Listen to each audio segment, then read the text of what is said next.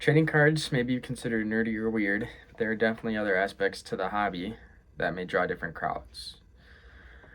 Getting into the trading card market is risky and difficult, but with the right knowledge and the ability to take risks, anyone can make an attempt at a profit. This large umbrella that is trading cards can be very intimidating to some, or it can be frowned upon in a way that people might think that buying and selling them for a profit may be wrong in a sense. Um,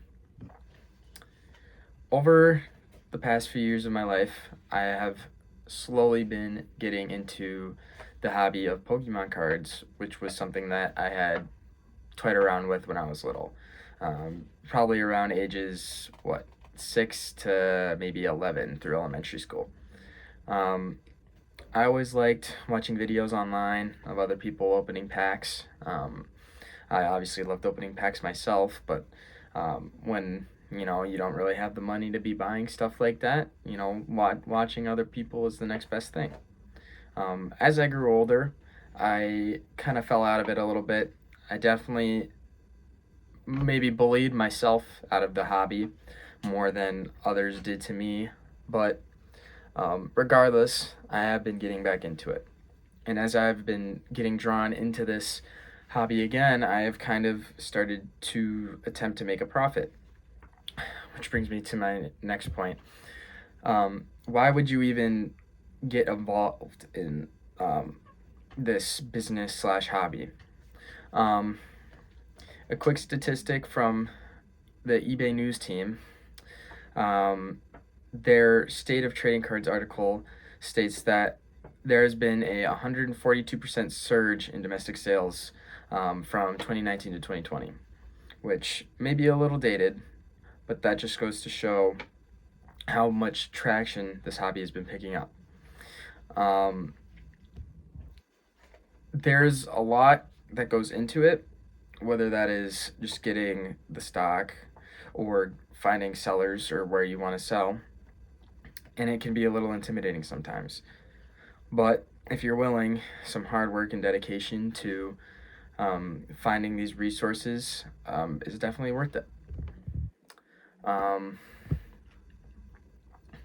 Getting a profit is hard and almost impossible in some cases if you don't know what you're doing. It requires a lot of luck, and it requires a lot of trust in who you are buying or selling to. In my experience, I've dealt with a few, but not a bunch, of dishonest sellers who may sell fake or nondescript condition cards that just you end up overpaying for. When it comes to appraising your own cards, there are a lot of resources, some being TCG Player, there's an app called Collector, and a bunch of other resources online or in person, like local card shops.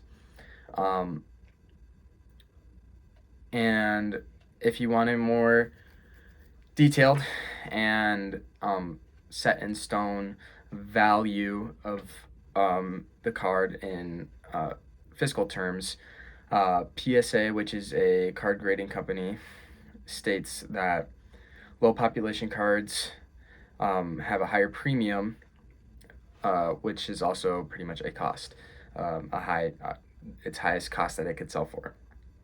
And their services allow you to get a grade on any card that you submit, of course for a cost, to get a grade 1 through 10, 10 being the highest and 1 being the lowest. This site gives you accurate values, and it makes it very hard for other people to try and down pay on any specific card that you might have. So this brings me to my last point. If it is so expensive and so hard to do, why would you even do it? For me, it started obviously as a hobby.